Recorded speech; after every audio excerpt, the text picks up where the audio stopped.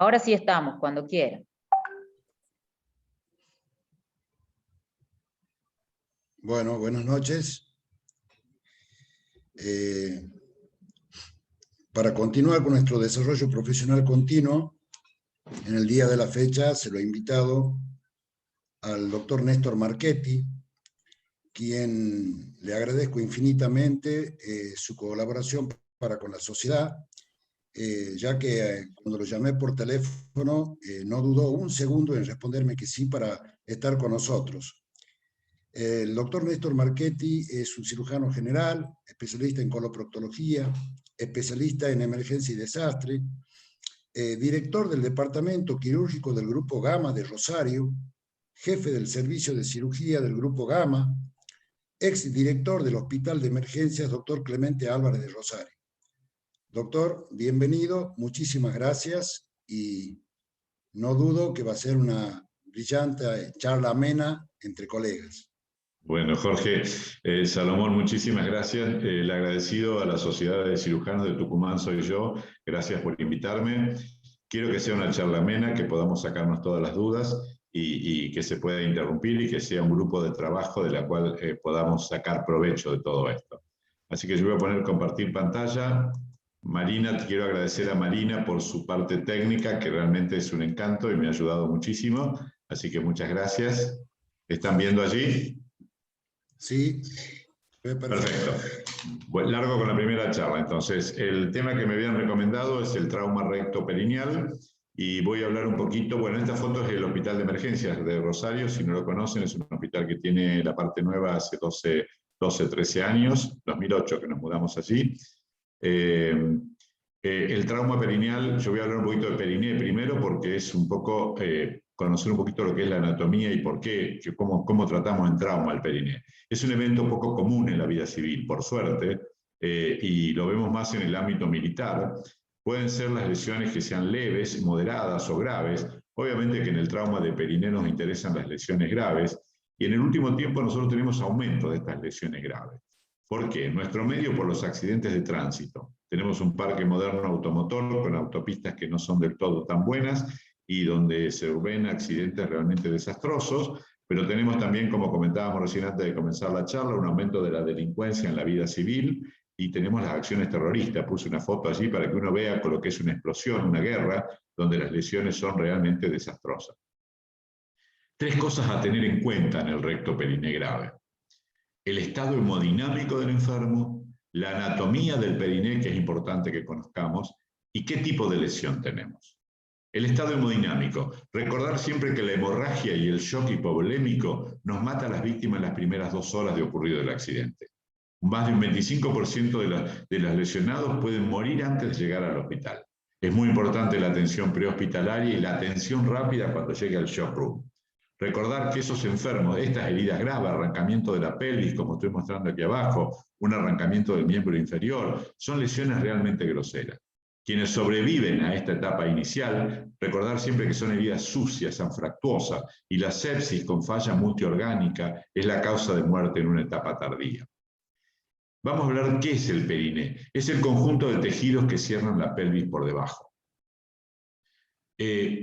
Y si yo lo miro en posición de talla, puedo decir que es un rombo. Por delante el pubis, por detrás el coxis, los isquiones a los laterales. Y si yo trazo una línea, tengo 2 triángulos, el urogenital por delante y el recto anal por detrás. Si yo lo miro en el sentido vertical, tengo el músculo elevador del ano y el isquiococcigio y los tegumentos por debajo. Cuando yo dimensiono eso, es una pequeña franja de tejido que cierra la pelvis por debajo. Realmente es muy difícil que en un trauma grave esté lesionado solamente ese segmento, porque se extiende a todas las estructuras vecinas. Por eso, Kumisky, ya en el año 82, estableció el concepto de periné expandido y él trazó una raya en trauma por las crestas ilíacas y en la unión del tercio medio con el tercio superior del muslo, y ahí incluyó los órganos genitourinarios, el recto ano, los huesos de la cintura pélvica, el recto y parte del recto intra y extraperitoneal y las estructuras vasculares y nerviosas.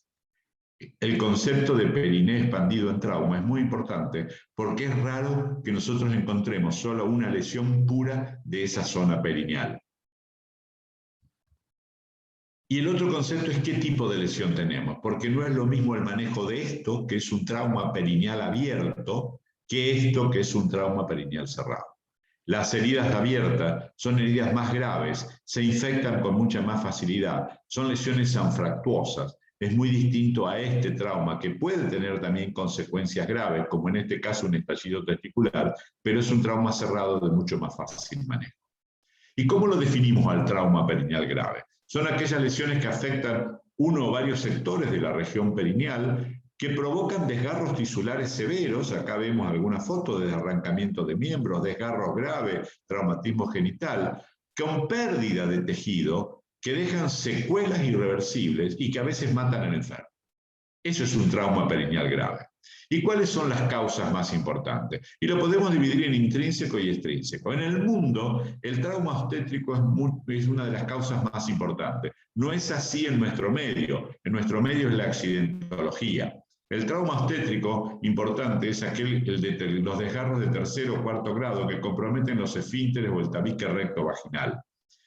En embarazadas, en chicos obesos, en un parto en avalancha, en un equipo obstétrico no entrenado, en una embarazada de edad avanzada con hipertonía del perineo. Hay montones de motivos. La hiperabducción forzada de miembros inferiores es cuando se separan bruscamente en un accidente ambos miembros inferiores y se rompe la resistencia del tejido. Eso genera desgarros totalmente anfractuosos que comprometen ano recto, la parte urogenital, las partes blandas, el tejido célulo-graso, desgarro de vasos, realmente una lesión grosera. Los agentes extrínsecos son aquellos que agreden directamente la región. Las contusiones, romas o los aplastamientos, las caídas de altura, los accidentes laborales, el accidente de tránsito, las heridas de arma de fuego, que son mucho más importantes que la herida de arma blanca. La herida de arma blanca en esa zona, el trauma perineal es muy raro. Los cuerpos extraños introducidos por el ano, sobre todo por acción o por estimulación, que es la charla que viene, o a veces por empalamiento en un accidente laboral. Las lesiones por abuso sexual, esto lo vemos últimamente, sobre todo en niños o en gente joven, en fiestas o en gente con abuso de consumo de droga, o cuando hay violaciones de chicos pequeños. Y las lesiones secundarias a cirugías o prácticas. Yo no puse iatrogenia, porque no creo que nadie quiera hacer iatrogenia. Son lesiones que ocurren a veces en cirugía coloproctológica, en cirugía genital, ginecológica o en cirugía urológica. A veces un desgarro de una uretra. Hemos visto a veces legrados con perforación de útero y desgarro de vasos ilíacos que le ha costado el miembro a una paciente. O sea, lesiones realmente graves. Pero en nuestro medio es esto, es la accidentología. Y ahí tenemos heridas de moto con desgarros anfractuosos de toda la zona del periné que llega hasta el ano, el desgarro y el aplastamiento de toda la mitad de la pelvis con destrucción de parte de la zona urogenital, pérdida del miembro inferior, una caída en un accidente doméstico que compromete los esfínteres, llega hasta el esfínter y comprometió y desgarró los dos esfínteres, un escopetazo en la pelvis. Y cuando yo digo que deja secuelas irreversibles, como ustedes ven ya está operado, tiene pérdida del testículo en un paciente de 20 años, en general puede dejar estéril, y son secuelas que son irreversibles. Una contusión, un traumatismo cerrado, acá tiene estallido testicular, termina con la orquiectomía, un arrancamiento de la mitad de la pelvis en otro paciente joven donde queda expuesto el recto atrás y la vejiga adelante, pero aparte tiene lesiones asociadas, fractura de pierna, traumatismo de abdomen que requiere laparotomía, traumatismo de cráneo en asistencia mecánica respiratoria. Son pacientes realmente graves y complejos. Herida de arma de fuego, siempre tenemos que buscar la zona de la pelvis y del periné. En el hombre, en este caso, no tiene vello, pero cuando hay mucho vello, a veces puede pasar desapercibido. O el uso desmedido de cuerpos extraños. Fíjense lo que es el tamaño del cuerpo extraño. Claro, tiene un hilo, maniobras para extraérselo. Muchas veces el desgarro del recto o de la zona perineal ocurre por las maniobras que usa el paciente para tratar de extraerse de ese cuerpo extraño.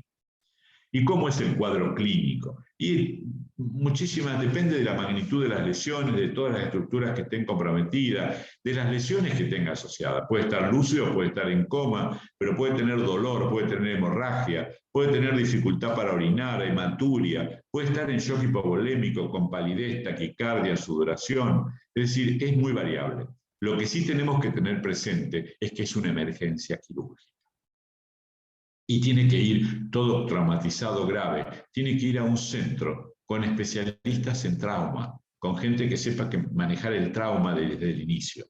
Es muy importante en ese diagnóstico y en el tratamiento, que se inicia ya en el prehospitalario, pero sigue en el showroom, el interrogatorio rápido. Si el enfermo está lúcido, saber qué medicación toma, qué antecedentes tiene, cómo fue el accidente. Hacer una correcta inspección de toda la zona perineal, ver si hay orificios de arma de fuego, ver si hay sangrado por el ano o por la zona genital, hacer una correcta inspección de toda la zona de la zona perineal, palpar la pelvis. Es muy importante la estabilidad de la zona ósea. Se hace con las dos manos comprimiendo las espinas ilíacas anterosuperiores hacia afuera y hacia adentro en forma muy suave, y si esa pelvis es inestable, vamos a tener un movimiento. Y es muy importante porque la pelvis en el trauma puede alojar hasta 3 litros de sangre. Es muy importante la pérdida por las fracturas óseas y pérdida por los desgarros de las partes blandas. Pero en una pelvis inestable se duplica el volumen. Cuando la sínfisis pubiana está separada más de 3 centímetros, se duplica el volumen. Esto significa que es imposible estabilizar al enfermo si no fijamos rápidamente la pelvis. Es importante hacer rápidamente un tacto rectal y un examen ginecológico, evaluar que no haya desgarro del esfínter, que no haya una perforación de recto, que no haya sangrado por la luz. El desplazamiento de la próstata hacia arriba me está hablando de una lesión de la uretra. Es muy importante el tacto rectal. La radiografía y estudio simple en un paciente que yo pueda hacer rápidamente, en un paciente en trauma que esté medianamente estable. La radiografía simple de pelvis. La radiografía simple de pelvis me va a marcar presencia de cuerpos extraños, proyectiles de bala, fracturas óseas. Y la otra cosa en el trauma grave, yo tengo que saber cuánto orina ese paciente, pero no le voy a poner una sonda vesical.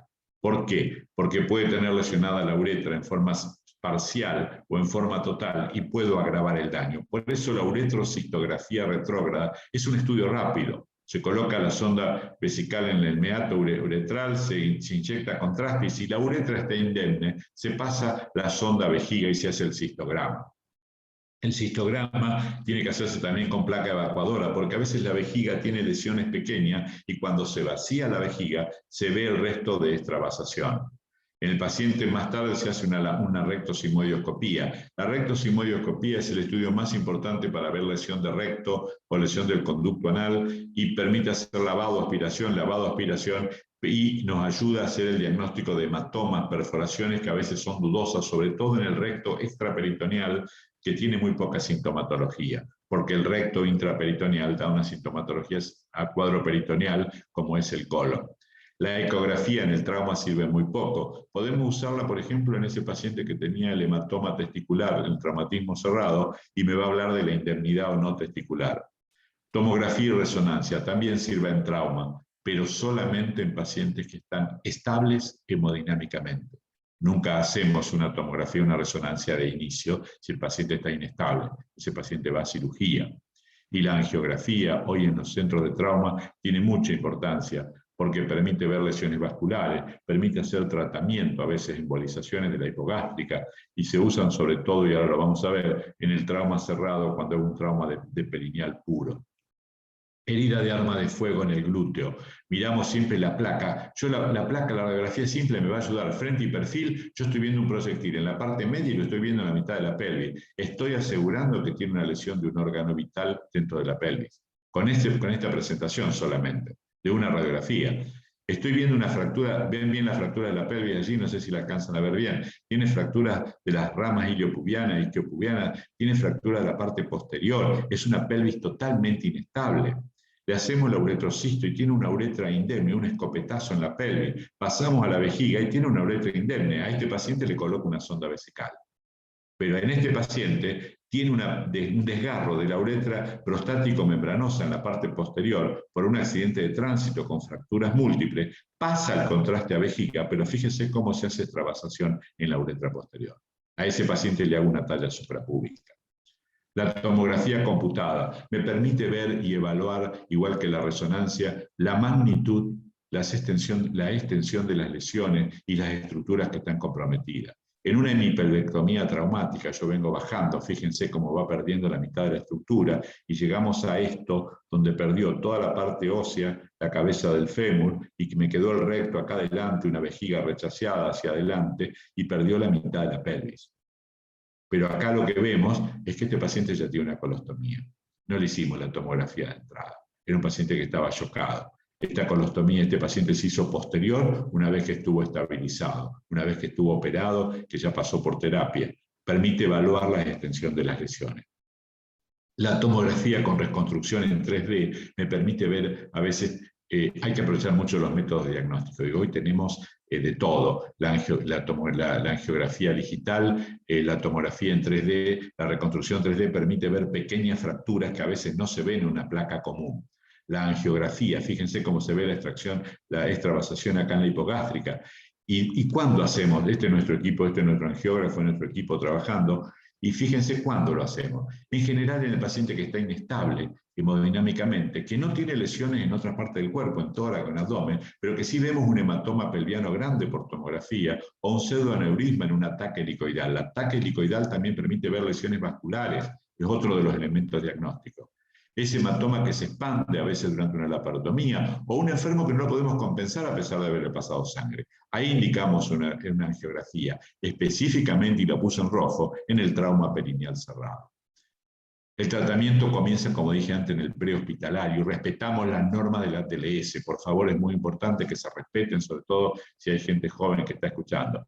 La atención en la vía pública. Hoy mejoramos mucho el prehospitalario con el PH-TLS, con gente que está entrenada, desde el chofer, el camillero, el médico, con fijación de la columna, colocación de vías parenterales, asegurar la vía aérea permeable, la estabilización en una etapa prehospitalaria. También mejoramos en esto, en la agilización del traslado. Hoy tenemos en el ECA un helipunto, no es un helipuerto porque no reúne las condiciones, pero sí es un helipunto donde el helicóptero aterriza en el medio adelante de la puerta del hospital, en la vía pública, es una avenida.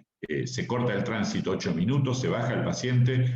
El Hospital Clemente Álvarez es un hospital de referencia regional de todo el sur de Santa Fe. Pueden llegar pacientes de 100 kilómetros de distancia. El helicóptero se conecta por un sistema de WhatsApp con todo el equipo del grupo y rápidamente avisa qué paciente trae. El tránsito corta la calle y bajamos el paciente y la ambulancia lo está esperando. Y después continúa la atención en el shock room. Vía aérea, recordar que es una emergencia y respetar estas normativas, la vía aérea permeable, yo no se lo voy a decir, pero me voy a centrar en esto, en la estabilización de la pelvis. Si nosotros no estabilizamos la pelvis en una pelvis inestable, es muy probable que no podamos compensar nunca al enfermo. ¿Con qué? Con una sábana, con un corset, con un traumatólogo que no haga una fijación externa, como ven en esta última placa que está aquí abajo. Siempre en una herida, sobre todo la abierta, la antibiótico-terapia combinada. Empezar desde entrada, desde el shock room, porque son heridas sucias. Control del dolor si está lúcido, evitar la hipotermia. La hipotermia, y sobre todo en épocas invernales, y que el ambiente nuestro esté climatizado en el hospital, porque la hipotermia altera la cascada de la coagulación. En un paciente que está sangrando, que tiene shock hipovolémico, más hipotermia, aseguramos que ese paciente se muera fácilmente. ¿Qué hacemos una vez que hicimos todas las normas de la TLS, controlamos la hemorragia, vimos las heridas rápidamente que tenía, hicimos los estudios básicos en una herida perineal abierta, que me voy a centrar en esta, que es la más importante, lo llevamos a quirófano?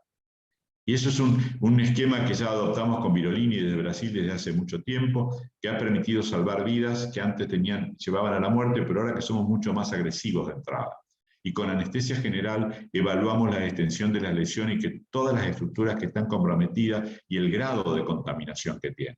Lavamos las heridas con abundante solución salina. Hay restos de ropa, arena, asfalto, la mugre de la calle. Hay que lavar y arrastrar los coágulos. Hacemos una correcta hemostasia. La hemostasia gruesa la hicimos en el shock room. Si hay que ligar una arteria femoral o lo que sea, en el shock room, pero los vasos finos y la hemostasia fina se hacen en el quirófano.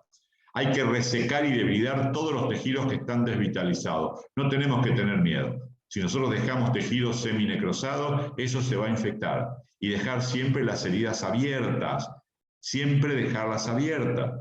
Ese paciente se le hace una talla suprapúbica si tiene lesión uretral. Se hace una laparotomía exploradora si hay que reparar lesiones de abdomen o reparar alguna lesión del recto. Una colostomía en caño de escopeta o a cabo separado para que no pase materia fecal. Cuando tenemos lesión grave de los esfínteres o una lesión del recto intra o extraperitoneal, la colostomía es una normativa. Pero aunque no tengamos lesión del ano o del recto, en esa pelvis arrancada, como vimos recién, tenemos que hacer una ostomía lejos del sitio de la pelvis. Buscamos cono transverso, porque si se desprende la bolsa, va también a contaminar la herida. Lo que tenemos que evitar es que se contaminen las heridas. Entonces, no va a volcar materia fecal por el ano, aunque esté el recto ano normal, porque las heridas están abiertas y la colostomía debe estar lejos del sitio de esa herida.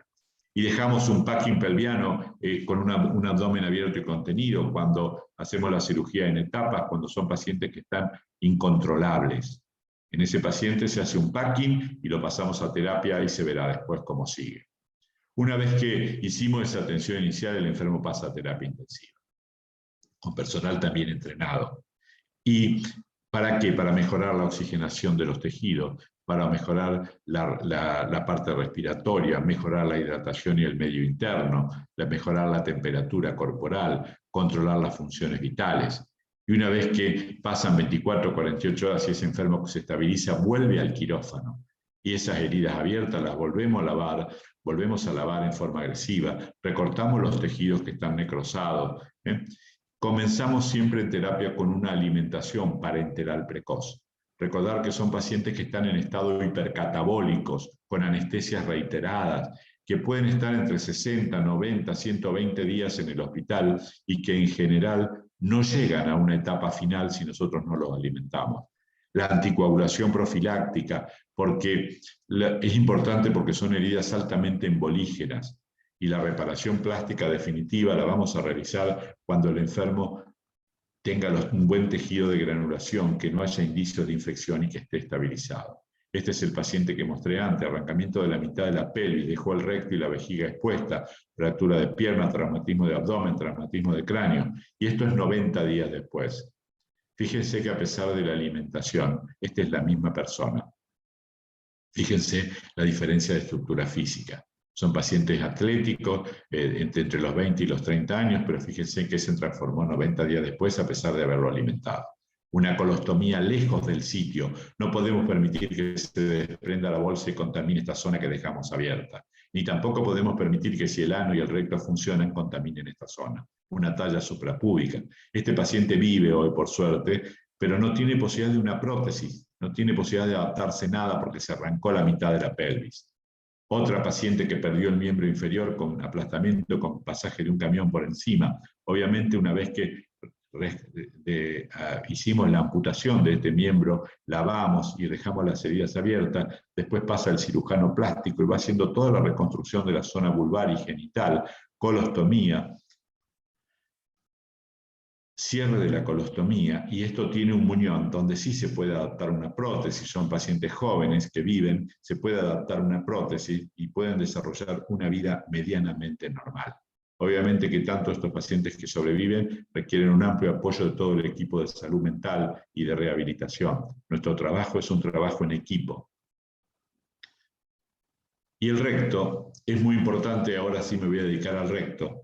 El recto tiene una parte intraperitoneal y una parte extraperitoneal.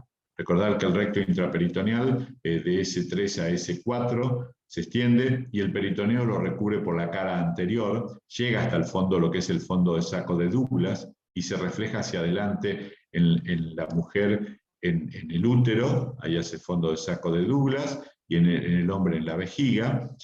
Pero en las partes laterales, el peritoneo asciende en forma oblicua. O sea que no estamos todos a la misma altura de la recubierta peritoneal. Y la parte posterior no tiene cubierta peritoneal. Pero lo más importante es el recto extraperitoneal, porque está rodeado de tejido graso y porque da poca sintomatología a la lesión del recto extraperitoneal. Y ese tejido graso está comunicado por delante con la grasa prevesical, por detrás con la grasa retroperitoneal y por las escotaduras ciáticas con la raíz de los miembros inferiores. Cuando un proceso infeccioso pasa desapercibido en esta zona y se disemina por esos espacios, la sepsis nos va a matar al enfermo. Ese enfermo que yo mostré antes con toda una celulitis perineal fue una falla nuestra y el enfermo muere por una sepsis, cuando no se sospecha la lesión del recto extraperitoneal. Las heridas del recto las podemos clasificar de grado 1 a grado 5, la van a encontrar en cualquier libro, en la clasificación de la Asociación Americana, desde una contusión leve como es el grado 1 hasta un grado 5 que es la lesión con desvascularización. Yo no me voy a detener en esto porque esto está en cualquier lado. En el recto intraperitoneal, la conducta, obviamente el cuadro clínico va a ser similar a una lesión del colon, un cuadro peritonítico con dolor, con descompresión positiva.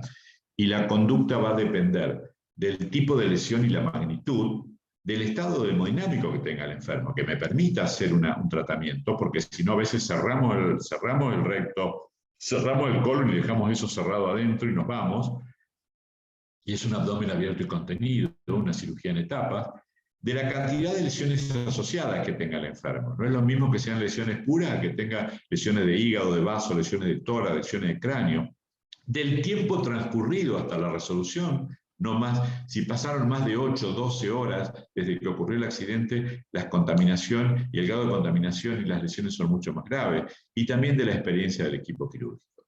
¿Qué puedo hacer yo en el recto intraperitoneal? Si tengo una perforación por arma de fuego, una herida puntiforme o una herida que atraviesa todo el recto, puedo hacer una simple sutura primaria. Utilizamos habitualmente en un monoplano con material no absorbible.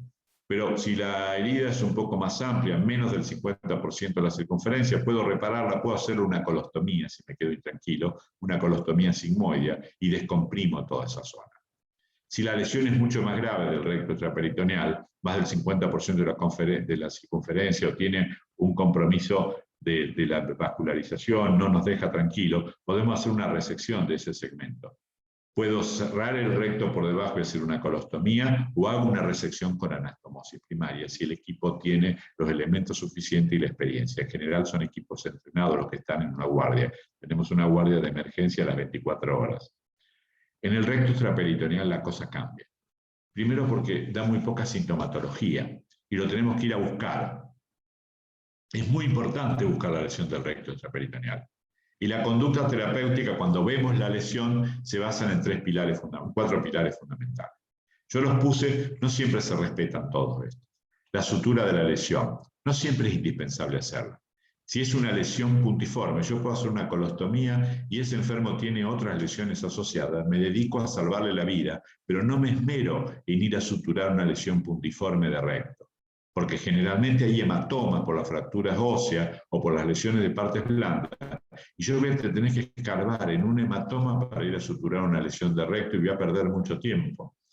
Cuando las lesiones son importantes, yo puedo ir a... Si la lesión está en el recto bien bajo, puedo hacer una reparación por vía transanal, pero no siempre es indispensable hacer la sutura de la lesión. Lo que sí es importante es destransitar al enfermo. Colostomía a cabo separado o en caño de escopeta. Fundamental que haya una destransitación de ese segmento. Y eso es inevitable. Y el colon sigmoide, siempre dejar un segmento corto, es el colon sigmoide el lugar ideal. El lavado del intestino distal. Recordar siempre que todas estas experiencias, mayores experiencias se adquirieron de los conflictos bélicos. La guerra de Corea, la guerra de Vietnam, la Primera y Segunda Guerra Mundial, fueron cambiando el panorama y la sobrevida. En la guerra de Vietnam, el lavado del intestino distal, Lavenson y colaboradores, logró disminuir la mortalidad de un 60 a un 10%, solamente con el lavado del intestino distal. Decía él que para él era muy importante. Quienes critican el lavado del intestino distal, colocando una sonda por la ostomía y pasando suero a chorro, dicen que aumentan la presión del recto y favorecen la contaminación de la grasa donde está lesionado el intestino. Pero hay que saber hacerlo. Un cirujano perineal dilata el ano con 2 dedos o 3 dedos y el cirujano lava con una sonda de Foley a través de la ostomía y se permite un lavado, disminuye la carga de materia fecal, disminuye la carga de contaminación bacteriana. En nuestro país, Vicente de Sanso del Churruca, todos lo conocen, él apoya el lavado del intestino distal y nosotros lo hemos apoyado en esto porque en realidad creo que tiene un valor importante. Y la otra cosa es el drenaje de los espacios perirectales. Si es una lesión puntiforme, podemos poner un drenaje en el espacio isquiorectal de un solo lado. Si no drenamos, son 2 espacios isquiorectales por debajo, pero también se puede dejar un drenaje en la laparotomía del espacio presacro. Es muy importante drenar los espacios que se pueden contaminar. Recordar que la grasa se defiende muy mal y la celulitis, los abscesos y las fístulas son las complicaciones más frecuentes. ¿Cuándo me voy a esmerar en suturar una lesión de recto? Cuando también tenemos perforada la vejiga. Cuando tenemos perforada la vejiga y el recto, el porcentaje de fístula es muy alto. En ese caso reparo la vejiga, reparo el recto y puedo interponer epiplón o grasa en el medio porque tiene un porcentaje alto de fístulas. 2 situaciones especiales. Si tengo el paciente desgarrado con una destrucción del ano de todo el recto inferior, completo lo que ya está hecho, una operación de Miles. Y si son lesiones graves del recto medio con compromiso vascular, hago una resección, cierre del muñón y una ostomía. Es una lesión grave a veces del recto extraperitoneal y no puedo perder demasiado tiempo. Pero hay una situación especial que la puse en un recuadro. Si después de hacer todos los exámenes, hacer la rectoscopía, veo el hematoma pero no veo la perforación, me quedan dudas de la asistencia de una lesión de recto, lo tengo que tratar como si fuera una lesión. No puedo dejar eso que me parece que sí, que no, y lo dejo. ¿Por qué? Porque la infección, una vez que ganó terreno en la grasa perirectal y en todos los espacios vecinos que comenté antes, no lo puedo frenar. Y ese paciente va a morir por una sepsis. Es muy difícil el manejo hoy, a pesar de los antibióticos y de los infectólogos y de todo esto. Quiero recordar esto, que es un equipo de trabajo. Nosotros solo los cirujanos no hacemos nada. Es decir, el médico de guardia, camilleros, traumatólogos, los urólogos, los ginecólogos, el cirujano plástico, los médicos de terapia, el cirujano que repara la parte plástica es muy importante, pero el equipo de salud mental, el equipo de rehabilitación, los trabajadores sociales, porque después se va a una casa, a una vida social y tiene que reinsertarse en una sociedad.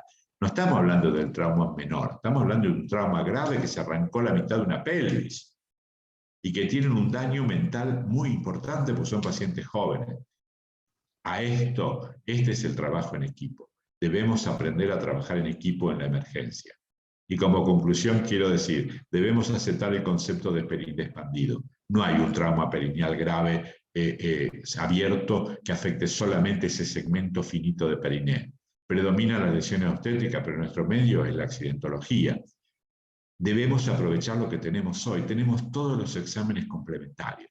Es muy importante que los hospitales de trauma de alta complejidad tengan todo. Respetamos las normas de la TLS y en el trauma perineal abierto hacer la exploración bajo anestesia y ser agresivos de entrada y hacer un seguimiento estricto. Las lesiones del recto intra y extraperitoneal, debemos saber claramente cómo se maneja el recto extraperitoneal y del recto intraperitoneal. Es diferente. Y debemos sospechar el recto extraperitoneal por su escasa sintomatología y por las severas complicaciones que nos trae. Nada más y muchas gracias, y podemos comentar si quieren con preguntas esta primera charla, que espero, me parece que me excedí un poquito en tiempo, pero me parece que era importante. No te escucho, Jorge. A ver. No te escucho, Jorge. Estoy activando el micrófono, doctor Salomón. ¿Ahí me escuchas? Ahí sí. Sí. Te escucho bien. Bien. Bueno, muchísimas gracias, doctor. Brillante la presentación, como siempre, muy completa. Yo tengo algunas preguntitas. Sí, cómo no. ¿Qué valor le da a la rectoscopía cuando no tenemos para hacer una rectosigmoide en el momento? Esa es una. Cuando se refiere a drenar los espacios, lo hace en paréntesis perianal, es la segunda. Y la última, cuando tiene lesión esfinteriana, ¿trata de resolverlo en el mismo momento o lo deja para un segundo tiempo? Bien. La rectoscopía es muy importante, doctor Salomón. La rectoscopía con rectoscopio rígido permite el lavado, aspiración. En cualquier hospital común podemos tener un rectoscopio rígido. Obviamente que no es fácil, pero con el paciente en posición de Lloyd Davis en quirófano se puede hacer una rectoscopía perfectamente bien y nos permite evaluar el recto. Lavado, aspiración, el quirófano es el lugar ideal, no la guardia a veces, el shock room no es el lugar indicado.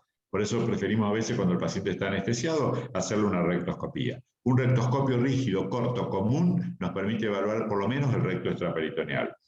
El drenaje del espacio perineal. Cuando tenemos heridas abiertas, podemos dejar los espacios isquiorrectales, que son los dos más bajos de grasa que rodean al recto extraperitoneal, se puede hacer por vía perineal. 2 incisiones lateral y por vía perineal. Si estamos con una laparotomía abierta, podemos drenar el espacio presacro. Una vez que decolamos el recto, reparamos, vemos el decolamiento, hacemos sutura de la lesión, dejamos un drenaje que puede ser aspirativo o un drenaje, a mí me gusta mucho dejarlo a drenaje a bolsa, a declive. Y drenar los espacios, porque hay un trabajo muy importante en Nueva York, en el Bronx, donde algunos pacientes, los únicos pacientes que no dejaron drenaje, todos se infectaron. Y en realidad, en esa experiencia, toda la mayoría eran por heridas de arma de fuego, se dio mucho hincapié en dejar el drenaje de los espacios. Obviamente, no vamos a drenar todos los pacientes. Si es una lesión leve de una cara lateral, si es puntiforme, drenamos un espacio, un solo espacio. Si no hacemos la laparotomía, el drenaje se deja por vía perineal, si es solamente la lesión de abajo, la lesión baja. Y la última era la lesión esfinteriana. Bien, entramos en un capítulo importante. La lesión esfinteriana puede ser de 2 maneras. Yo mostré una lesión de un accidente doméstico que vieron el tajo que se ve que llega y compromete los esfínteres. Era un accidente doméstico, ocurrió en la casa. Recordar siempre que subirse arriba un inodoro o arriba un bidet para limpiar, que le ocurre mucho a las mujeres, son elementos que se desgarran y se parten. La gente no lo sabe, cree que son muy rígidos. No son rígidos. Se cayó arriba un bidet y se desgarró toda la zona perineal. Cortó los esfínteres. La paciente llega al hospital menos de 2 horas del accidente. Es una herida limpia, ocurre en un domicilio, tiene una lesión cortante lineal, en ese caso se reparan los esfínteres y no hace falta hacer una ostomía. Se hace un cierre primario de eso. La lesión obstétrica, si nos llama el obstetra, la reparación en rasgo lineal se hace reparación del esfínter interno, esfínter externo por planos y reparación superficial, antibiótico-terapia y baños higiénicos dietéticos con povidona iodada. Si eso se infecta, se sueltan los puntos superficiales y se puede hacer una ostomía posterior. Pero en general a veces podemos reparar sin necesidad de ostomía. Ahora, cuando tenemos lesiones anfractuosas, heridas contaminadas de los esfínteres, desgarro realmente importante, hacemos una ostomía y la reparación es diferida entre 4 a 6 meses. ¿Y qué hacemos en 4 o 6 meses? Hacemos una evaluación clínica, ecografía endoanal, resonancia magnética y evaluamos cuál es el defecto. A veces hay que hacer una reparación plástica porque la lesión realmente es muy importante, o a veces hay que hacer una transposición muscular. Pero eso se hace en forma diferida. Heridas anfractuosas, heridas contaminadas, heridas que llevan muchas horas, lesiones o pacientes a veces que tienen lesiones asociadas graves, donde no podemos perder el tiempo en reparar un esfínter. El estado hemodinámico nos está marcando otra lesión. Entonces, colostomía, destransitar, y eso pasará 4 o 6 meses después. No sé si contesto a tu pregunta, doctor Salomón. Sí, muchísimas gracias. Bueno, queda abiertas las preguntas para los participantes. ¿Dudas?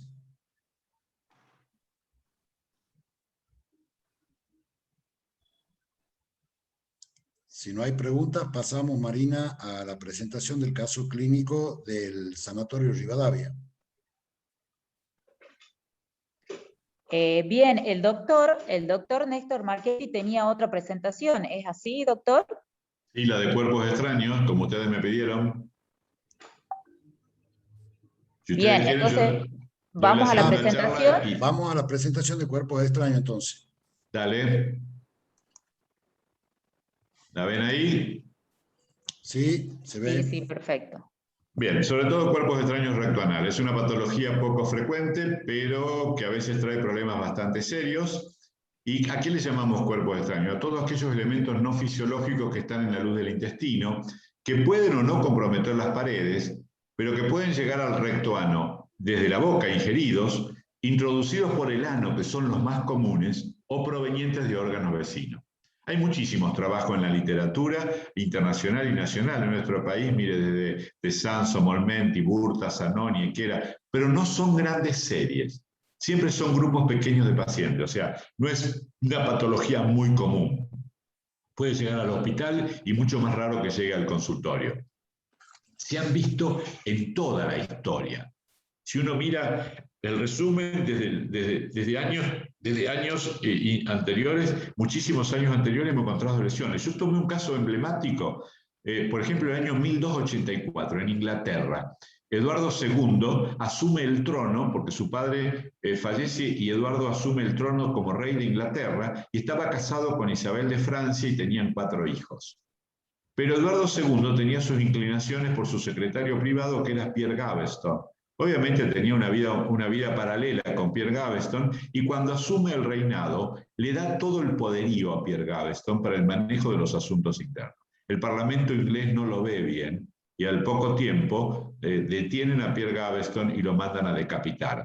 Y al rey lo detienen, lo llevan a prisión y le introducen un cuerno de vaca ahuecado con un hierro incandescente adentro del cuerno. Le perforan el recto, le queman los tejidos y muere en 1327. Para que vean que no solamente es por estímulo sexual, sino la agresión criminal existió también en todas las épocas.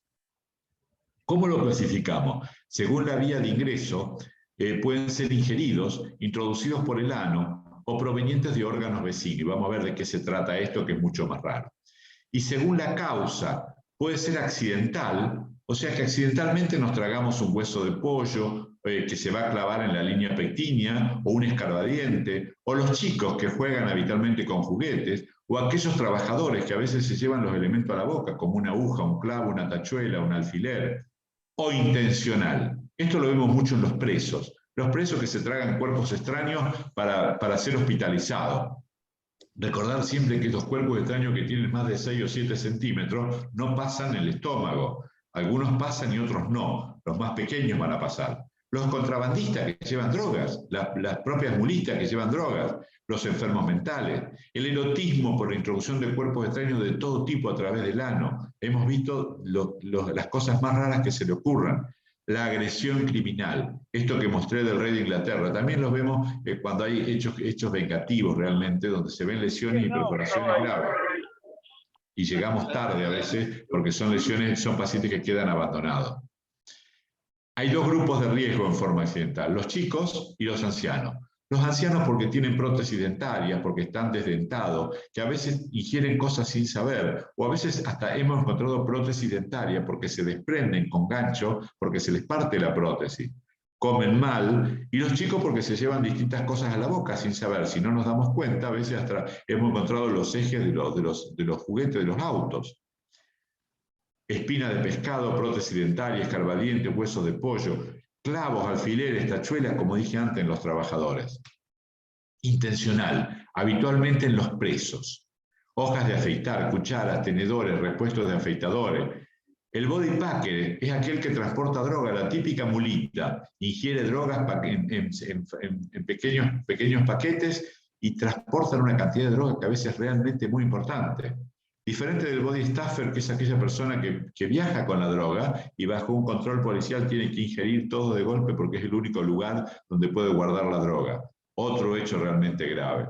Acá tenemos el uso de los chicos, la utilización de los chicos, introducirle drogas por el ano a los chicos, fíjense la cantidad de paquetes, lo saca la policía.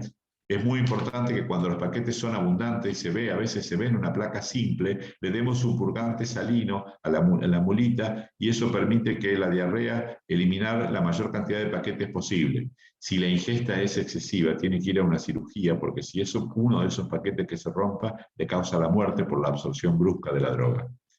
Recordar siempre que el tubo digestivo tiene barreras naturales, el esfínter esofágico inferior, el píloro es un elemento de no paso, las curvaturas del duodeno, el ángulo duodeno-yeyunal de Traes o la válvula ileocecal.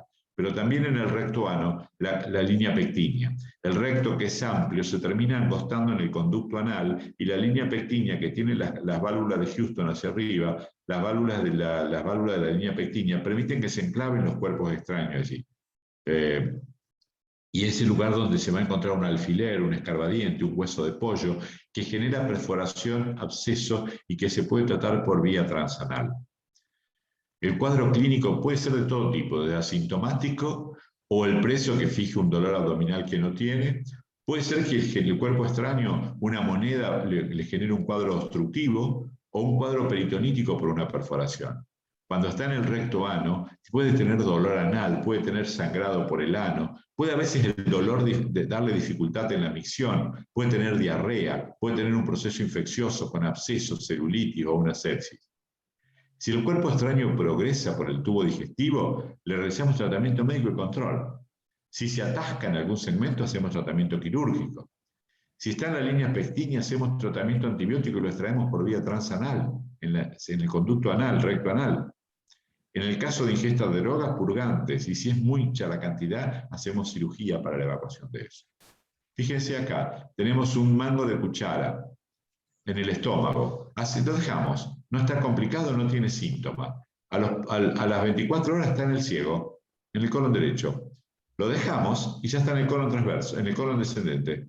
Y lo dejamos y ya está en la pelvis. Hacemos el seguimiento radiológico. Ese cuerpo se va a eliminar. No hacemos nada con ese preso. Se va a eliminar solo. Acá sí tenemos otro problema. Un enorme tenedor que está en el estómago, y eso tiene más de 6 centímetros. Eso no va a pasar ninguna barrera, no va a pasar el píloro. Y una cucharita que ya está en el ciego. Obviamente lo llevamos a cirugía porque el tenedor con sus dientes seguramente va a perforar algo. Los presos son más vivos que nosotros. El tenedor estaba vendado con látex de guante. Nunca va a perforar, estaba perfectamente protegido. Lo que es impresionante es cómo se tragaron este tamaño de cosas por el tubo digestivo. La cuchara, no hace falta abrir el colon. La hacemos progresar por el colon y la va a eliminar solo. La hacemos progresar manualmente. Pero esto requiere una sección gástrica con extracción del cuerpo y sutura del estómago. Los cuerpos introducidos por el ano, el 75% es por estimulación sexual, tanto en hombres como mujeres, pero tenemos una población de hombres mucho más grande, es de 28-1 más o menos la estimulación en hombres, es mucho más frecuente. Hemos visto elementos de todo tipo. Podemos tener hecho delictivo o por droga, puede ser por agresión criminal, o ahora vemos en abuso sexual en jovencitas o en chicos. También tenemos a veces procedimientos diagnósticos terapéuticos. En otra época era muy común, por ejemplo, las cánulas de enema, las rupturas de termómetro, una lesión, una biopsia o una resección del recto bajo. Pero también tenemos los empalamientos por accidentes de tránsito o accidentes laborales, donde cuerpos extraños pueden quedar incrustados dentro del recto inferior o del conducto anal. Esto también hay que tenerlo en cuenta cuando vemos hematomas en esa zona. Por eso es muy importante el examen clínico. Acá tenemos un trozo de madera perfectamente pulido, pero fíjense las maniobras que ha hecho el enfermo para extraerse el cuerpo extraño. Muchas veces el cuerpo extraño no lesiona. Lo que lo va a lesionar es lo que hace el paciente para extraerse el cuerpo extraño. Paciente que viene con vergüenza, que ha pasado varios días en su casa, a veces porque no quiere venir por vergüenza. Fíjense esto, es una zanahoria. La zanahoria ya está comida en la parte más gruesa. Ha utilizado desde ganchos de alambre y de pinzas para extraerse la zanahoria él solo. No lo pudo hacer, tuvo que venir al hospital, pero fíjese cómo está comida la zanahoria. Esto puede lograr una perforación del recto o del conducto anal. Un frasco de Axe, a veces utilizan elementos, pegándole la tapa, elementos que no tienen agarre. Hay que recordar siempre que el conducto anal tiene 3 o 4 centímetros rodeado por el esfínter interno y externo, y que es un conducto cerrado, pero de ahí se abre el recto. Una vez que el cuerpo extraño pasó el conducto anal, cae en el recto, es muy difícil volver a sacarlo. Y sobre todo si son cuerpos que no tienen una estructura que uno lo puede agarrar. Lo mismo una botella o una tapa de mamadera. En general, uno puede encontrar los hechos más inverosímiles. Yo avergonzado iba a hablar con la mujer que tenían un bebé en brazo y la mujer me dijo, no, cuando hacemos sexo con mi marido, yo le introdujo cosas en la cola de todo tipo y lo que tenían en la mesita de luz era la mamadera del nene. Eso es una tapa de mamadera. el consumo de drogas lleva a hacer todas estas cosas. Cualquier tipo de tamaño, con ligaduras, diversas lesiones por maniobras de extracción. Es muy dificultoso a veces el interrogatorio porque tienen vergüenza. Y nosotros tenemos que ser muy cautos y muy respetuosos. Hay que ser muy respetuosos en el interrogatorio. Hay que evitar las conductas a veces burlonas o de un personal que está alrededor, que está emitiendo algún comentario inapropiado. Cuidadosos con ese tipo de cosas. El cuadro clínico puede ser muy variable o totalmente asintomático. Hay que hacer un correcto examen anal de un tacto rectal, rectoscopía, radiología y a veces hasta una tomografía. La tomografía, ¿qué nos va a aportar? Que a veces nos ve la perforación del recto, un adelgazamiento de la pared del recto o un hematoma en la pared del recto. Pero el tacto rectal debe ser hecho por un especialista, debe ser suave, no tenemos que empujar el cuerpo extraño hacia arriba, porque si no la extracción va a ser mucho más difícil. Y si nosotros vemos por la placa radiológica que es un cuerpo extraño muy grande, y lo sacamos con una sedación, con una relajación anestésica, con un bloqueo peridural, que permite una relajación correcta de los esfínteres. Muy poco frecuentes son las provenientes a órganos vecinos. Hemos visto un DIU, por ejemplo, fuera del abdomen y terminado en el tubo digestivo. Los oblitos o los catéteres de diálisis intraperitoneal, estos ya no se ven. Pero un oblito, yo puedo contar una anécdota de cuando era residente. Operamos una peritonitis apendicular, cuando esas noches donde uno opera, yo era residente de primer año. Entonces, el paciente con la peritonitis apendicular se recuperó bien, tenía tránsito, pero estaba siempre con un cuadro subfebril. No teníamos tomografía en esa época, yo ya hace unos cuantos años, soy un poco más grande que muchos de ustedes. No teníamos tomografía, teníamos ecografía, que era muy rudimentaria, y placa radiológica.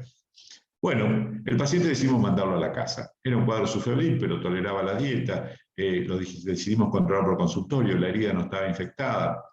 Como al mes y medio la mamá viene y dice, mi hijo eliminó algo por la cola, y dice que realmente es importante y yo quiero que ustedes lo vean.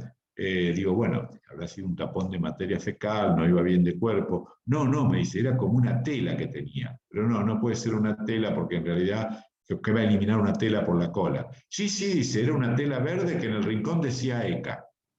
Era una compresa. Quedó en el fondo del saco de Douglas comprimida contra el recto.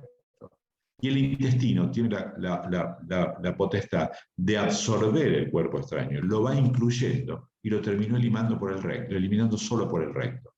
La inclusión del cuerpo extraño por el tubo digestivo, lo bloquea y lo incluye. Así vimos el DIU también. El interrogatorio a veces es muy difícil. Por eso es muy importante a veces estar acompañado para que una persona más escuche, para que después no haya falsas interpretaciones, pero debe ser un interrogatorio minucioso, debe ser muy cauteloso, debemos ganarnos la confianza para que el enfermo nos cuente, porque a veces son profesionales, a veces son personas de edad avanzada, a veces tienen cierto grado de déficit mental, a veces la familia no tiene ni idea de lo que le está pasando.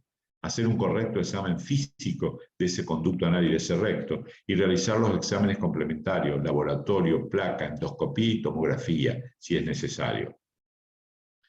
Los métodos complementarios pueden determinar si tiene un cuerpo extraño y no tiene lesiones. Le saqué el cuerpo extraño y no tiene lesiones. Pero una vez que hago la extracción del cuerpo extraño, es prioritario que yo le haga una rectoscopía simple, porque voy a asegurarme de que ese recto no tenga nada. Puede tener una laceración de la pared del recto, de la mucosa, y si es la mucosa sola no pasa nada, pero puede tener una perforación del recto y ahí la cosa cambia. Si es intraperitoneal, si el recto es intraperitoneal, va a tener un cuadro peritonítico, pero si es intraperitoneal está silencioso. Recordar que no nos podemos comer una perforación del recto extraperitoneal. ¿Qué hacemos con el cuerpo extraño? Conducta expectante, si es chico puede ser que lo elimine solo, pero es raro. Hacemos una extracción por vía transanal. A veces, si es grande, lo preferimos hacer una anestesia peridural. Y hacemos por vía con manual o instrumental. A veces nos ayudamos con una pinza. Podemos hacer una laparotomía, porque a veces el enfermo empuja el cuerpo extraño de tal manera queriéndoselo extraer, y eso llega a sigmoide. Y a veces no hace falta abrirle el intestino. Hacemos una laparotomía o una laparoscopía y empujamos el cuerpo extraño y lo ayudamos a eliminar por vía combinada, abdominal y anal, como dice acá abajo. Y siempre la endoscopía de control luego de la extracción. La rectosigmoidoscopía es simple, un rectoscopio está en cualquier hospital. Botellas. En otras viejas en épocas viejas se usaba el force, por ejemplo, o el dedo para extraerlo del cuello de la botella. Esto es un cuerpo extraño, fíjense la placa, lo que me marca. Es un profesional de nuestra especialidad. Fíjense la placa, el tamaño que tiene esto. Yo, cuando lo vi, el paciente me llama, lo veo en el consultorio y le digo, no, no es una cosa chica, vamos a hacer una placa. Y cuando veo esto, lo llevo al quirófano. Esto es un tarro de aminoácidos, un deportista. Dilatamos el ano y nos encontramos con este tamaño. Tenía un hilo, fíjese que tiene un hilo pegado en la tapa. La tapa está soldada y tiene un hilo, lo usaba habitualmente. Pero el tamaño que tiene, esto tiene más de 20 centímetros, y fíjense lo que es el diámetro. Fíjese cómo quedó el ano de este, fíjense lo que es el ano de este paciente. Prácticamente no tiene esfínteres, fíjese cómo es el pliegue que queda. Realmente son cuerpos extraños diferentes. Personas que le tenés que salir a explicar a la esposa lo que le pasa. Esto es un profesional del área contable, un habano, con estuche, jugando, abuelo, padre de familia y abuelo.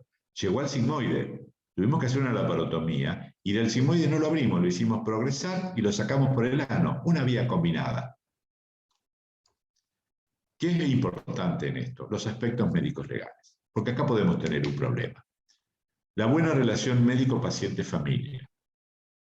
Me discutan o no, yo le voy a explicar al paciente lo que le vamos a hacer claramente una vez que hacemos los estudios, y también le voy a explicar a la familia que puede tener un déficit neurológico, que puede tener, pero que no hay que avergonzarse por esto. Estas cosas suceden y lo que vamos a tratar es de solucionar el problema, que tampoco tiene que generar un caos en la familia, que después se lo tratará, se lo ayudará psicológicamente, pero la familia tiene que saber la verdad.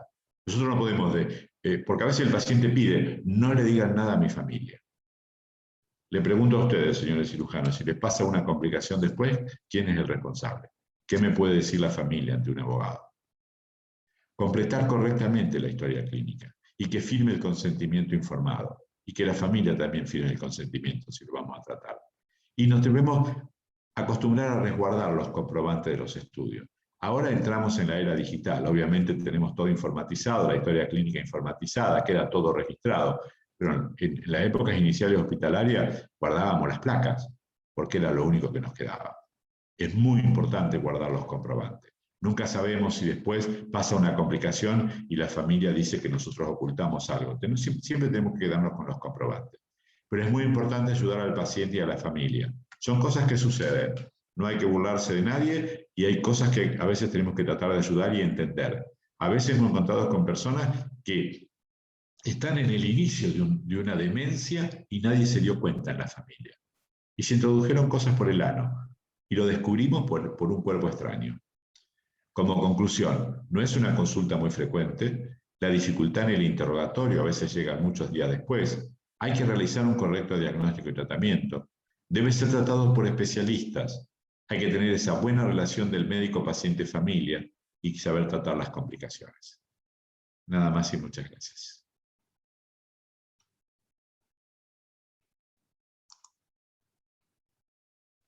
Dejo de compartir la pantalla. Quiero escucharte, Jorge, no te escucho. ¿Ahí me escucha? Te escucho perfecto. Sí, perfecto. Muchísimas gracias, Doc. Muy buena la presentación. Me gustaría que los participantes hagan preguntas. Sacarse las dudas.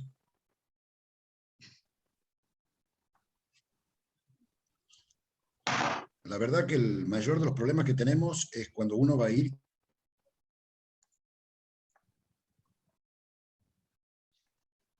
No te escucho, se te cortó el audio. Para nosotros. ¿Me escucha ahí? Ahí sí, ahora sí, ahora sí, ahora sí. No te escuché lo que dijiste. Que el problema que se nos presenta muchas veces es cuando el paciente nos dice, por favor, doctor, no le diga a mi familia. Y es como dijo recién, que los responsables de la práctica somos nosotros. Entonces estamos en esa encrucijada si le decimos la verdad o lo guardamos como secreto profesional, porque esa es otra de las cosas. Y otra de las cosas importantes, el secreto profesional no solamente para con el paciente, sino para quienes nos colaboran en el quirófano. porque muchas veces todo el mundo tiene tendencia a usar los celulares y filmar, y eso muchas veces no hay que permitirlo. ¿Qué opina con respecto a eso? El resguardo del personal que circula en el quirófano es muy importante. Eso es cierto lo que vos decís, porque en general todo el mundo tiene tendencia a ver, sacar fotos. En realidad tenemos prohibido el uso de celular en quirófano. Es una normativa de la institución, en el Grupo Gama, no usamos celular en quirófano, tenemos prohibido ingresar con un celular al quirófano. Obviamente que documentamos los hechos importantes, pero también no permitimos que ingrese gente al quirófano. Ustedes vieron que los quirófanos a veces tienen un área vidriada en la puerta. Bueno, se bloquea la puerta, directamente se tapa la puerta para que nadie esté mirando. Y tenemos que ser el menor número posible dentro del área quirúrgica. Evitar los comentarios, siempre hablar con el personal de antemano. Pero yo en el tema de la confidencialidad, es cierto, el secreto profesional. Ahora, muchos de estos pacientes tienen familia, son casados, tienen hijos y tienen nietos. Si nosotros tenemos una complicación y no le dijimos a la familia, hago esta pregunta y se la tiro a todo el grupo. ¿Qué puede pasar después cuando vengan las complicaciones y yo no le dije la verdad a la familia, habiéndole sacado el cuerpo extraño, habiendo tenido una perforación? Se los pregunto, con total franqueza. Yo sinceramente me he llevado muchas sorpresas. Cuando fui a sacar la tapa de la mamadera, fui con mucha vergüenza a decirle a la mujer que apareció con un bebito en los brazos. Y ella descaradamente me dijo, yo cuando tenemos sexo con mi marido le introduzco cosas en la cola y lo hago yo, dice. Ella me lo contaba. Yo me puse blanco, ella me lo contaba con mucha naturalidad, evidentemente consumen drogas y usan todo tipo de maniobras. El señor del tacho de aminoácidos, la mujer me dice, ay, mi marido siempre tiene esas costumbres de hacer cosas que no debe. Evidentemente se ve que un hábito habitual que tenía en la casa y la mujer lo sabía. Y yo se lo voy a ocultar. Y si después queda incontinente, si tiene un daño esfinteriano, si me acusan dentro de 6 meses u 8 meses que quedó con una incontinencia anal por la maniobra que yo hice, ¿qué explicación doy? Mire, yo hay que ser muy respetuoso con el trato, por eso digo, del paciente y la familia. Tengo algunos años sobre las costillas y ustedes saben lo que son las persecuciones de los abogados y los juicios de mala praxis. Cuánta angustia nos genera.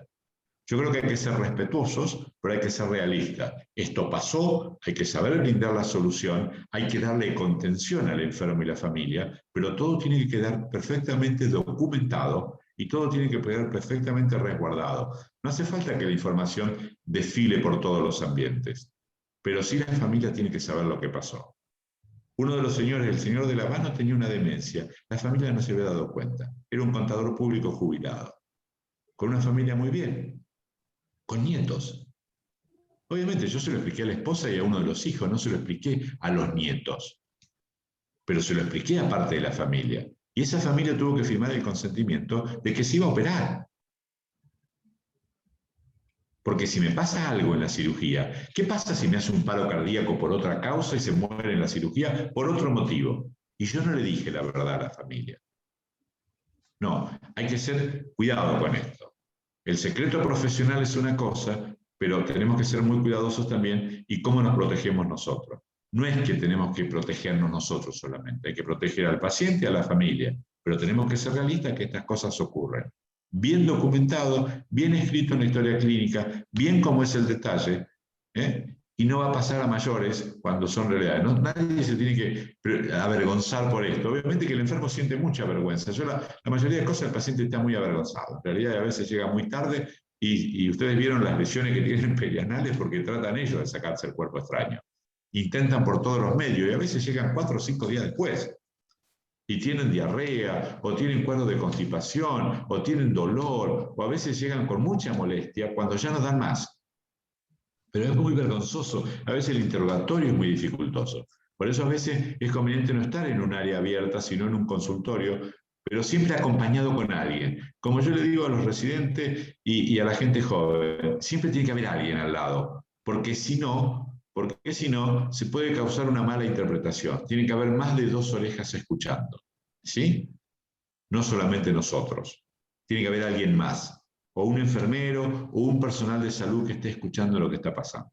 Pero nunca revisarlo solo, porque también puede tener problemas. Doctor, ¿Alguna otra pregunta o duda? en el seguimiento, del paciente, en el después, ¿le pide una ecografía transrectal para ver los esfínteres y una manometría o no? No, en general lo que hacemos es una extracción de cuerpo extraño con una rectoscopía normal. Eliminado el cuerpo extraño, el enfermo se recupera su anestesia y se va a su casa. Una lesión simple, el paciente no tiene síntomas, nos quedamos seguros que no está lesionado el recto y está bien. Obviamente que en semejantes tamaños de cuerpo extraño tiene un esfínter hipotónico y ya lo tiene acostumbrado en su casa. Lo voy a controlar a la semana, veo que no tenga ninguna complicación y como siempre todos mis pacientes se llevan mi teléfono celular. Si tiene algún problema en el domicilio, me va a llamar la familia o me va a llamar el paciente. Pero si no lo controlo a la semana, en general uno se encuentra a la semana un paciente recuperado, distinto. Si hay alguna lesión esfinteriana es muy raro en general, porque el esfínter lo que vamos a encontrar es un esfínter hipotónico por hábitos. Hay una alta incidencia, más de un 25%, que son reincidentes por cuerpos extraños. O sea que ya tienen el hábito. Por lo tanto, hay mucha gente que tiene hipotonía esfinteriana propia por el uso habitual de este tipo de cuerpos extraños. Doc, hay una pregunta. Sí. Si leo bien, Marlo Más. Así figura. Dice, buenas noches, ¿cuál es la peor complicación que ha tenido en su experiencia y cómo lo resolvió? La peor complicación es la perforación del recto extraperitoneal. Y en realidad era una complicación que parecía que no tenía nada. Y en ese momento a veces cuesta trabajo lavar el recto, aspirar, lavar, aspirar, y uno le tiene miedo a la complicación infecciosa.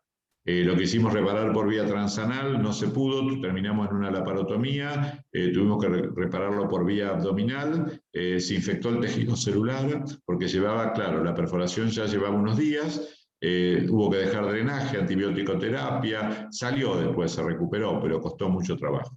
Son complicaciones, por eso digo, el recto extraperitoneal hay que tenerle mucho respeto. Bien. ¿Alguna otra pregunta?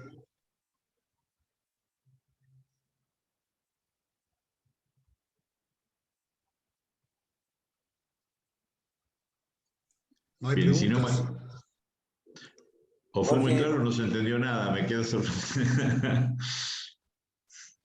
Doctor Ávila. ¿Cómo te va? ¿Cómo estás? Muy bien. Quiero felicitarlo, doctor. Muy buena la conferencia. Dos comentarios. Uno, respecto a lo que hablaba de los cuerpos extraños, en cuanto a explicarle, digamos, a la familia, al paciente, todo lo que se le va a hacer. Nosotros en la guardia aquí en Santiago tenemos muchos pacientes de carcelarios que vienen con cuerpos extraños y no tenemos familia con quien hablar. Entonces, en esos casos, por ahí es muy difícil, ha visto, tomar una decisión, o bueno, hay que tomarla, pero hay que manejarse con el juez o alguien de la justicia o la penitenciaría, ¿visto? Para tener alguna autorización aparte del paciente, porque como vos dices, te complica, no es lo mismo que hables con una familia, un paciente normal, que se te complique un precio, que se te muera, y entonces tenemos un problema más. No sé cómo lo encaran ustedes eso. Y la otra pregunta que te quería hacer, que un poco por la charla anterior, cuando hacen los drenajes pararectales, digamos, en la parte de la extraperitoneal, cuando lo has abordado por la parotomía al recto extraperitoneal, por los drenajes, ha dicho que lo pones presacro. Disculpe que lo tutee, pero... Sí, por favor. Capaz que seamos de la misma edad, te aviso. O lo saca a través de la laparotomía, pero por vía perineal, como se hacía antes los MAIS. No sé si te acuerdas que los drenajes lo hacías por abdomen, pero lo pasabas por abajo y lo sacabas por la vía perineal. No sé cómo lo haces. El espacio perirectal del recto extraperitoneal por debajo del elevador, que es tejido célulo graso, el isquio rectal, uno lo puede hacer 2 incisiones por vía perineal, lo decola con una pinza y deja el drenaje en la grasa en ese sitio. Lo podés colocar por vía perineal tranquilamente, no por vía abdominal. Y uno drena ese espacio. Cuando se trata de un preso que no tiene familia. Disculpa, Sí. antes que siga, yo digo cuando estás en una laparotomía. Sí, pero vos podés dejar el drenaje perineal sin necesidad. La grasa del recto extraperitoneal a veces es más factible dejarla por vía perineal, con incisión. Sí. Vos lo operás al paciente, en general en posición de Leo y Davis, por tener las piernas abiertas, le haces 2 pequeñas incisiones y lo colocás por debajo. Si nosotros habitualmente hacemos eso, nosotros por eso te preguntaba, porque habitualmente hacemos eso, hacemos por vía perineal, le hacemos los drenajes, y por vía abdominal le ponemos un presacro o en el dúbulo, lo que sea, ¿visto? Tranquilamente. Claro, por ahí uno recibe críticas que dicen, ¿visto? Dice, ¿para qué le hace 2 cosas? Hacerlo todo por vía abdominal. Le digo, no, pero es más fácil hacerlo por vía perineal. Y después se pone el dreno al abdomen aparte, digamos, sin necesidad de... Digo, no, habitualmente es así. Es mucho más fácil hacerlo por vía perineal. Nosotros tenemos heridas abiertas del periné, heridas abiertas con desgarro, donde le hemos colocado el drenaje a través del desgarro y hemos dejado el desgarro abierto. Dije recién que las heridas las dejamos abiertas. Entonces esa grasa abierta y pasamos el drenaje a través de la herida que ya está abierta, pero drenamos el espacio célulo-graso perirectal. Obviamente que va a depender de la magnitud de la lesión y del grado de contaminación que tenga. Porque, a ver, si tenés una lesión puntiforme, a veces podés hasta no dejarle ni un drenaje. Por eso dije que los 4 pilares del recto extraperitoneal son muy controvertidos entre sí. No tiene controversión la costomía. En eso no es controvertido. Hay que destransitarlo siempre. Pero los otros puntos son cuestionables y se puede cambiar. Con respecto al preso sin familia que ingresa al hospital y lo tenés que hacer una maniobra. Primero, ¿cuál es la herramienta de defensa que tenemos nosotros como profesionales? La historia clínica. La historia clínica tiene que ser claramente detallada con todo lo que hicimos, con todo lo que tienen los estudios complementarios. El otro elemento que nos va a defender es el consentimiento informado. El preso te puede firmar tranquilamente porque es un paciente que si tiene un cuerpo extraño en el recto, está lúcido. Y tercero, tenemos un destacamento policial dentro del hospital. Y uno informa en el preso que ya viene esposado con acompañante policial, el informe se da también al destacamento policial. Queda registrado en el destacamento policial del hospital lo que pasó con ese cuerpo, con ese paciente. Incluso cuando nosotros, por ejemplo, en los proyectiles de arma de fuego, cuando uno encuentra el proyectil de arma de fuego, lo colocamos en un frasco y se entrega al destacamento policial, porque la pericia y el calibre le ayuda a la investigación judicial posterior. Pero con un registro policial y con que nosotros hagamos una buena historia clínica y una firma de consentimiento, el paciente está solo, pero está lúcido, tenemos elementos suficientes como para decir que estamos autorizados a hacer una práctica y que estamos autorizados que si se complica se le puede explicar tranquilamente a la familia. Y él quiso que lo operáramos y que le hiciéramos esto, firmó el consentimiento. Pero nuestra herramienta de defensa, por eso es muy importante, sobre todo a las personas jóvenes, médicos jóvenes, la historia clínica. ¿Cuánto tiempo hace que tiene el cuerpo extraño? ¿Cuántos días lleva del cuerpo extraño? ¿Qué tamaño tenía el cuerpo extraño? ¿Cuáles son las lesiones que tenía cuando se hizo el examen? ¿Qué estudios le hicimos? Con todos los detalles completos, es muy difícil que alguien nos cuestione algo. No sé si respondo a tu pregunta, Aldo. Gracias. Hay una pregunta de Joaquín Arbaez, sí, donde dice, ¿cómo aborda un paciente con una botella o algún elemento de vidrio roto? Eso es muy complicado, porque el vidrio cuando se rompe provoca lesiones groseras.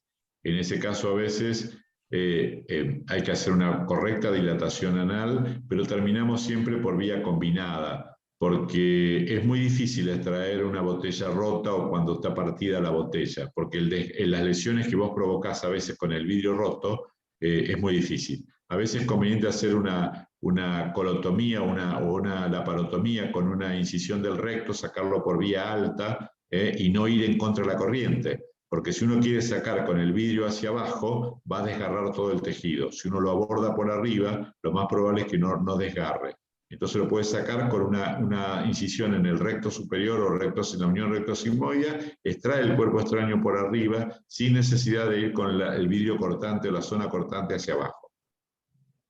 Perfecto. Si es una botella con el pico hacia abajo, se lo mostré recién, y podemos enganchar con el dedo, enganchamos el pico de la botella y tratamos de suavemente ir extrayéndola. A veces es mucho más difícil cuando la botella está puesta al revés. ¿Por qué? Porque cuando uno quiere sacar una botella con el pico hacia adentro, puede hacer presión de vacío. Y esa presión de vacío chupa la pared intestinal. Y ahí a veces hay que hacer maniobras combinadas de extracción, abdominal y perineal. Muchas veces en esos casos, algunos rompen el fondo de la botella. ¿Eso está bien? Sí, pero es muy riesgoso. Romper el fondo de la botella saca la presión negativa y te permite que no se aspire la mucosa superior, pero no deja de ser riesgoso. ¿Cómo te asegurás vos que no se parta el vidrio, que no se desgarre la botella, que no termines provocando mucho más daño? Prefiero hacer una práctica combinada, pero no provocar mucho más daño a nosotros. Es muy difícil hacer una perforación en el fondo de una botella que está metida en el recto. Es muy difícil, no es tan fácil. Totalmente. Bueno, muchísimas gracias, Salvo, doctor. disculpa, Sí. nosotros nos pasó una vez y con una mecha, ¿visto? Los traumatólogos, porque estaba bien se lo veía bien a la botella, le hicimos una perforación, pero con la mecha, ¿visto? Con el taladro. Con el taladro. Entonces eso es medio controlado, digamos, porque si vos lo haces con otra, se te puede romper toda la botella, pero si lo haces con un taladro, si lo tienes a mano, digamos, lo puedes, y eso te facilita después el sacado de la, sí. de la El botella, tema ¿no? es la presión negativa que hace sobre la mucosa, por eso digo, es muy importante que uno tiene que ser, y si no usar la vía combinada, uno no se arriesga con eso, ¿no? Sí, nosotros hemos hecho eso porque lo teníamos ahí a mano.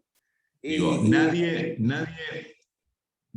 te va a venir a discutir a vos que usaste una laparotomía para sacar una botella de 1 litro de adentro del recto. ¿Quién puede discutir que vos hiciste una práctica inadecuada? Tenés una botella metida adentro. Imposible. ¿Alguna otra pregunta? Había una presentación, Marina, de un caso clínico, ¿puede ser? Marina, ¿estás por ahí? Sí, acá estoy. Sí, así es. La residencia del Sanatorio Rivadavia va a hacer una presentación. Bueno. Muy buenas noches, ¿cómo les va? Muchísimas gracias. Buenas noches. Gracias, doctor, la verdad que excelente la charla y la disertación. Permiso, voy a compartir pantalla. ¿Pueden verla? Está empezando todavía, ¿no? Ahora sí. Sí, se la ve clara. ¿Se la ve clara? Excelente. Bueno, mi nombre es Sergio Mainero Nieto, yo soy residente de 2º año de la Residencia de Cirugía General del Sanatorio Rivadavia. Les traigo este casito para presentarles. Veo un paciente de 58 años de edad, sin antecedentes clínicos ni quirúrgicos, que consulta por guardia, por un dolor abdominal intenso, de tipo cólico, localizado en mi abdomen inferior, acompañado de dolor anorrectal. Refiere que los mismos aparecieron posterior a una práctica sexual y que no habían cedido con analgesia.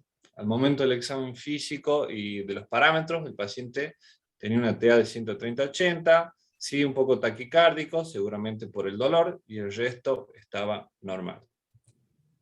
Paciente lúcido, orientado, normohidratado, que colaboraba con el interrogatorio, todo lo que es aparato cardiorrespiratorio sin ninguna anormalidad. Ahora vamos al abdomen. El abdomen estaba blando, depresible, sí doloroso a la palpación superficial y profunda en todo lo que era el hemiabdomen inferior, donde se palpaba una tumoración sólida en la fosa ilíaca izquierda con ruido hidradero positivo. Se realiza un tacto rectal del paciente, donde tenemos un esfínter sin lesiones visibles aparentes, complaciente, con una ampolla rectal vacía y el dedo de guante estaba manchado con restos hemáticos. Se procedió a realizar un laboratorio de control del paciente y una RX de abdomen. En el laboratorio sin particularidades, lo que sí, en la RX se visualiza una imagen radiolúcida de aparentemente aproximadamente 30 centímetros, que les muestro a continuación. Ahí podemos ver en la RX de perfil del paciente, esta imagen que yo mencionaba recién, muy parecido a los casos que presentaba hace rato el doctor. Lo que sí, nosotros se intentó en la sala la extracción manual del elemento con imposibilidad del mismo, por lo que se fue directamente al quirófano a intentar hacer la extracción del mismo bajo anestesia raquídea y neuroleptoanestesia. Sí tenemos nosotros un video para documentar el caso. Yo sé que recién han mencionado este tema de filmar o no filmar en los quirófanos, pero nosotros sí hicimos el uso de la cámara para filmar este caso, porque no nos había pasado, no es un habitué, entonces por eso queríamos documentarlo. Permiso.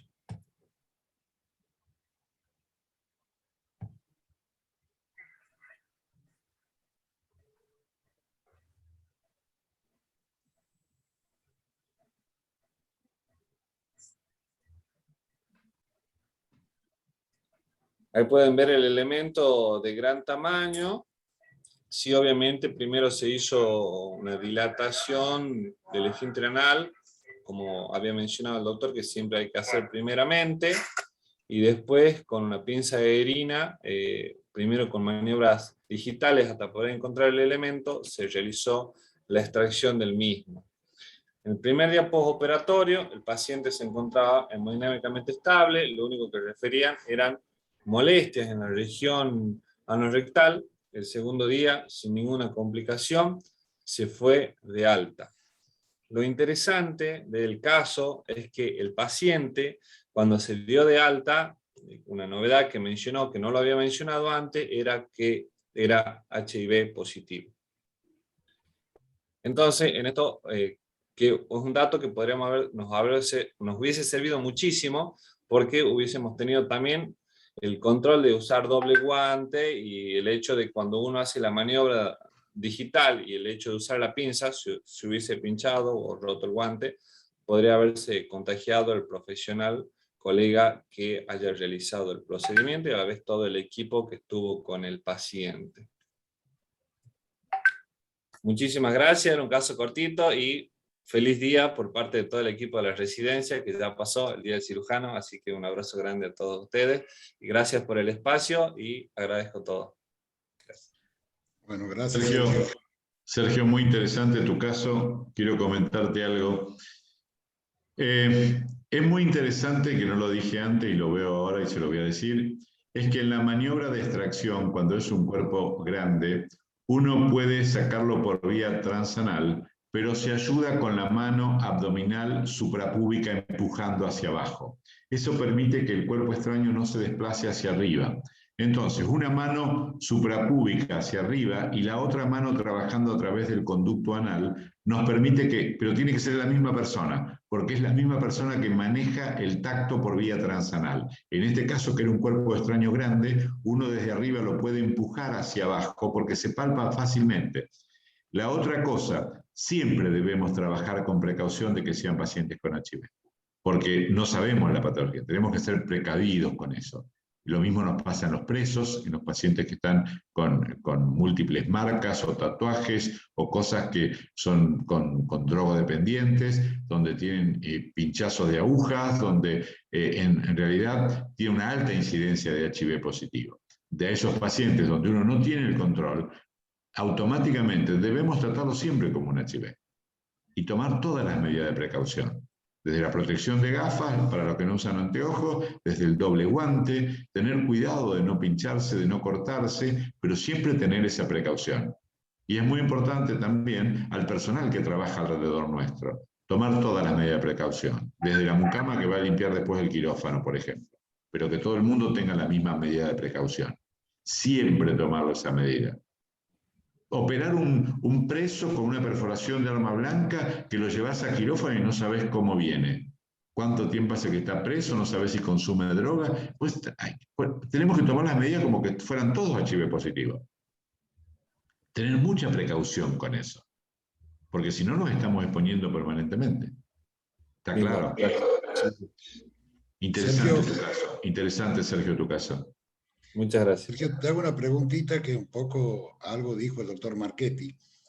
Si estaba alto el elemento y cuando le hiciste el tacto no lo tocabas, ¿cómo hiciste alguna maniobra suprapúbica para descenderlo o descendió cuando le hicieron la anestesia? ¿Cómo fue? ¿Cómo lo hiciste para que descienda? No, sí fue al principio, obviamente estaba alto porque uno no lo puede tocar, pero sí con maniobra suprapúbica fue que lo hicimos descender al elemento para poder tomarlo después de una manera más sencilla. Y un dato que lo había mencionado, esta cuestión del doctor, de informar al familiar de lo que pasa, es que la mujer, cuando habló con el cirujano y el médico a cargo del paciente, nos mencionaba que no era la primera vez que ocurrían estas situaciones, que el paciente desaparecía de la casa y que después cuando volvía decía que lo habían operado del apéndice o que lo habían operado de las hemorroides, y que siempre tenía una historia ahí que ocultaba realmente todo lo que había ocurrido y esta desviación sexual del paciente. Son reincidentes, hay un porcentaje muy alto, por eso lo dije en la charla, que son reincidentes. Lo segundo, esa maniobra de empujar con la mano en la parte suprapúbica te hace descender el cuerpo extraño muy fácilmente hacia la zona del recto bajo. Es una maniobra realmente interesante y que cuando vos lo tengas tomado por la vía baja, esa mano suprapúbica tiene que estar fija porque es la que permite que no se desplace el cuerpo extraño.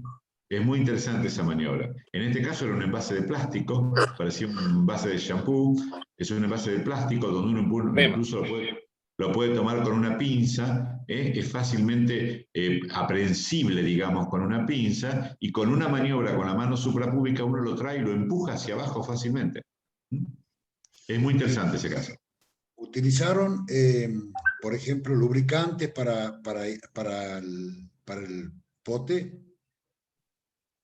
Hola, doctor Salomón. Ahí está. Yalur, te hago un comentario. Yo soy el que lo extrajo al elemento.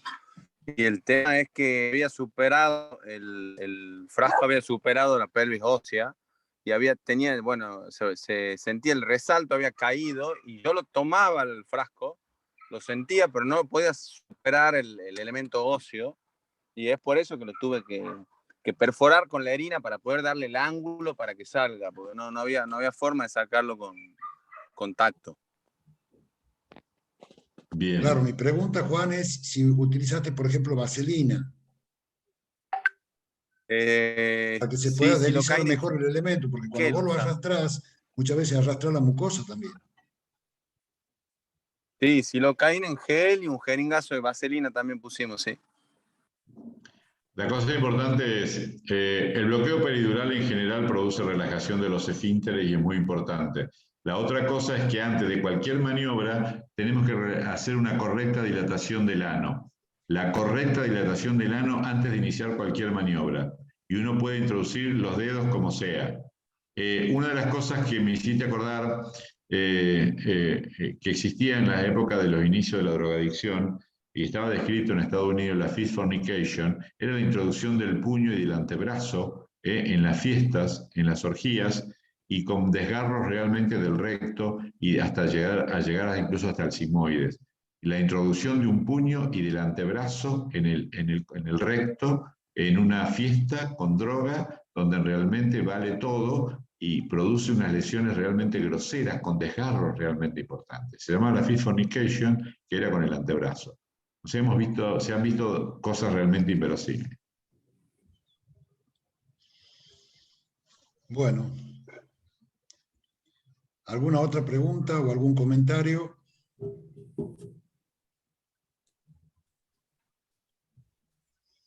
Bueno, vamos a dar por finalizado. Muchísimas gracias, doctor Marchetti, por haber colaborado con nuestra sociedad y nos ha dejado muchas enseñanzas con esta charla amena que la hicimos y lo tendremos presente siempre.